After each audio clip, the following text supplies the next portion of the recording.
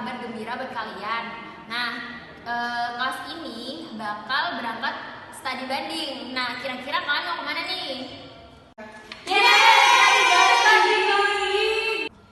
Ya nih, kelas kita bakal studi banding. Nah, mau kemana kita?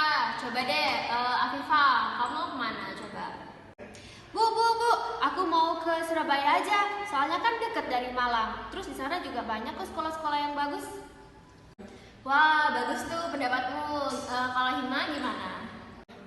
Bu, kayaknya di Jakarta enak deh. Soalnya di sana lebih banyak tempat untuk kita datengin. Kayak sekolah, terus tempat sejarah, terus apa lagi ya? Kan di sana juga ibu kota. Boleh juga tuh pendapat dari Hima. Sekarang coba kalau dari Nada maunya kemana? Ya kalau aku sih, aku gak setuju sama Hima sama Afifah. Soalnya kenapa Bu? Kita kan di sekolah udah belajar terus. Masa kita studi banding belajar terus Bu? Kan kita juga butuh liburan, refreshing. Jadi aku mau ke Bali Bu. Aku mau ketemu sama turis-turis cakep sekalian liburan. Bu, aku gak setuju. Soalnya kan kalau ke Bali itu buat liburan gitu. Terus kita tujuannya kan studi banding. Ya udah belajar, bukan mau wisata gitu. Ya bener tuh Bu, kata Afifah. Kan kita di sekolah ditugasin apa ya? Nggak pas liburan langsung kayak gitu kayak pendapat Nada. Enggak Bu, pokoknya saya gak setuju Bu. Jadi kita tuh harus refreshing. Masa kita belajar terus? Ya kali Bu, ntar otak kita jadi meledak gimana Bu? Udah gak mau setuju mundur lagi kita.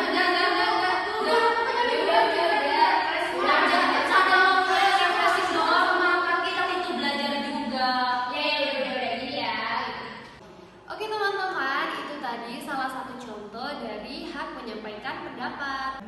Nah, jadi kita itu semua berhak untuk menyampaikan pendapat. Jadi semua orang itu boleh menyampaikan pendapat, baik pendapatnya maupun diterima atau enggak. Nah teman-teman, ternyata hak dalam menyampaikan pendapat itu juga dijelaskan dalam ayat suci Al-Quran surat Al-Mujadalah ayat 1. Di sini surat Al-Mujadalah ayat 1 yang berbunyi qad sami'allahu qawla allati tujadiluka fi zawjiha wa tashtaki ila Allahi wallahu yasma'u tahawurakuma innallaha sami'un basir. Jadi di sini yang artinya sesungguhnya Allah telah mendengar perkataan wanita yang mengajukan gugatan kepada kamu tentang suaminya dan mengadukan halnya kepada Allah, dan Allah mendengar soal jawab antara kamu berdua. Sesungguhnya Allah Maha mendengar lagi Maha melihat. Ayat yang tadi Al-Mujadalah ayat 1 itu ada asbabun nuzulnya atau enggak? Pastinya ada dong. Aku ceritain ya.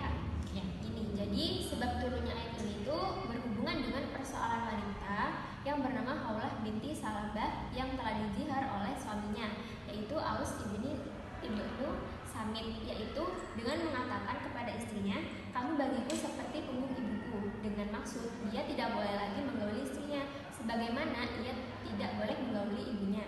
Nah, menurut adat jahiliyah, kalimat dihar seperti itu sudah sama dengan mentalak istrinya. Maka Haulah mengadukan hal itu kepada Rasulullah SAW.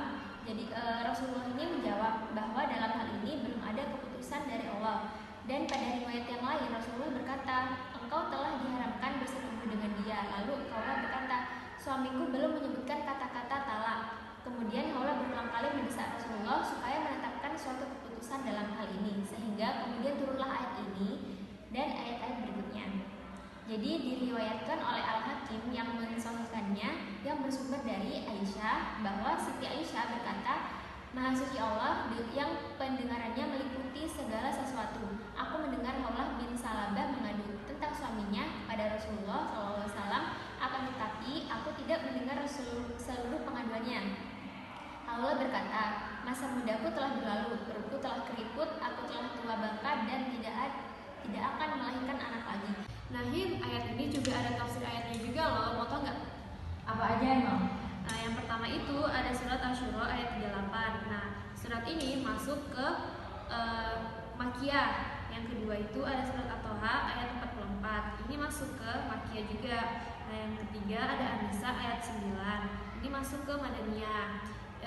Kelima ada An-Nisa ayat 63. Ini juga masuk ke Madaniyah. Terus ada Al-Ahzab ayat 32 masuk ke Madaniyah. Terus yang terakhir ada Al-Ahzab ayat 70 itu masuk ke Madaniyah. Udah. Tapi Itu- ada tafsir juga dari hadis. Oh, masih ada dari hadis. Iya, itu Banyak ada banget ya. hadis riwayat At-Tirmizi nomor 2002 sama hadis riwayat Muslim nomor 2988. Kira-kira selain tafsir dengan ayat dan hadis, kira-kira ada lagi nggak? Ada tafsir ayat bil mufassir. Yang pertama itu dari Kementerian Agama Saudi Arabia. Aku bacain nggak sih? Aku sebutin aja ya tafsir-tafsirnya dari siapa aja. Ada dari Markas Tafsiriyat di bawah pengawasan Syekh Dr. Shalih bin Abdullah bin Humaid, Imam Masjidil Haram. Yang ketiga ada tafsir mufasir dari Syekh Dr. Muhammad Sulaiman Al-Ashqar, Mudaris Tafsir Universitas Islam Madinah. Terus yang keempat tafsir Al-Wajiz atau dari Syekh Profesor Dr. Wahba. Kan tadi hak menyampaikan pendapat udah dijelasin tuh dalam ayat Al-Quran sama juga mufasir dan juga hadis. Kira-kira kalau dalam undang-undang ada nggak ya tentang hak menyampaikan pendapat? Ada, aku pernah baca kok.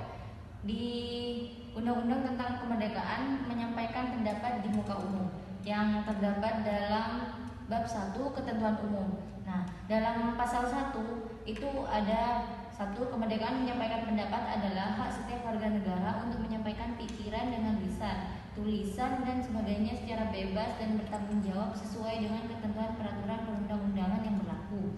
Nah, yang kedua, di muka umum adalah di hadapan orang banyak atau orang lain, termasuk juga di tempat yang dapat didatangi atau dilihat setiap orang. Nah, yang ketiga, untuk rasa atau demonstrasi adalah kegiatan yang dilakukan oleh seorang atau lebih untuk mengeluarkan pikiran dengan lisan, tulisan dan sebagainya secara demonstratif di muka umum. Yang keempat, pawai adalah penyampaian pendapat dengan arak-arakan di jalan umum. Yang kelima, rapat umum adalah pertemuan terbuka yang dilakukan untuk menyampaikan pendapat dengan tema tertentu. Terus yang keenam, mimbar bebas adalah kegiatan menyampaikan pendapat di muka umum yang dilakukan secara bebas, terbuka, tanpa tema tertentu. Nah, yang ketujuh, warga negara adalah warga negara Republik Indonesia. Dan kesimpulan dari apa yang kita jelaskan itu bahwa kita itu bebas untuk menyampaikan segala pendapat yang ingin kita sampaikan. Selain kita mempunyai hak menyampaikan pendapat, kita juga harus menghargai pendapat orang lain. Teman-teman, kalau mau menyampaikan pendapat jangan menyebarkan kebencian. Betul itu. Jadi, udah. Udah. Dan